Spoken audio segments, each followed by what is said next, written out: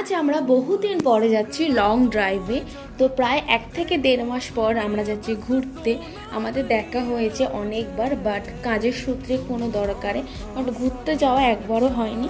তো ও আর আমি আজকে প্ল্যান করেছি, হঠাৎ করে সকালবেলা প্ল্যান হয়েছে যে আমরা দুজন ঘুরতে যাব।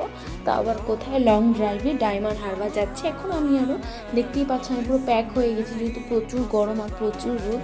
আর এই মন্দিরটা আমার কি ভালো লাগে দেখতে।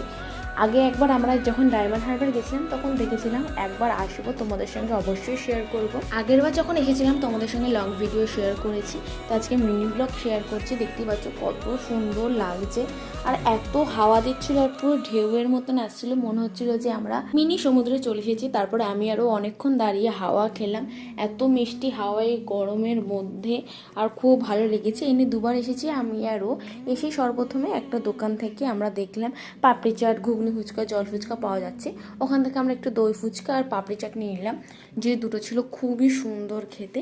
তারপরে আমি আরও একটা জায়গা দেখে বসে সুন্দর হাওয়া খাচ্ছিলাম প্রায় 1-1.5 ঘন্টার মতন। তখন দেখলাম একজন রিলস করছে, তাই তোমাদের সঙ্গে শেয়ার করলাম। তারপরে যেহেতু আমরা লাঞ্চ করে বেরোইনি, সেই কারণে আমরা একটু মোমো খেয়ে নিলাম। মোমোটা দেখতেই পাচ্ছ আমার তো ভালো লাগেনি, যেহেতু আমি বলতেই পারছিলাম না যে ভালো লাগেনি, যেহেতু দোকানদারটা আমার দিকে তাকিয়েছিল। তারপর আমরা কিছু খাবার অর্ডার দিয়েছিলাম আরও, সেইগুলো বললাম যে নিয়ে আসতে। আর তারপরে নিয়েছিলাম হচ্ছে চিকেন পকোড়া। চিকেন পকোড়াটা কেমন হয়েছে তোমরা মুখের রিয়াকশান দেখেই বুঝতে পারছো যে আমার খুব ভালো লেগেছিলো। তারপরে নিয়েছিলাম চাউমিন। তো যেহেতু আমরা বললামই লাঞ্চ করিনি বলে অনেক কিছু খাওয়া দাওয়া করেছি, চাউমিনটাও মোটামুটি ছিল। তারপরে আইসক্রিম খেলাম।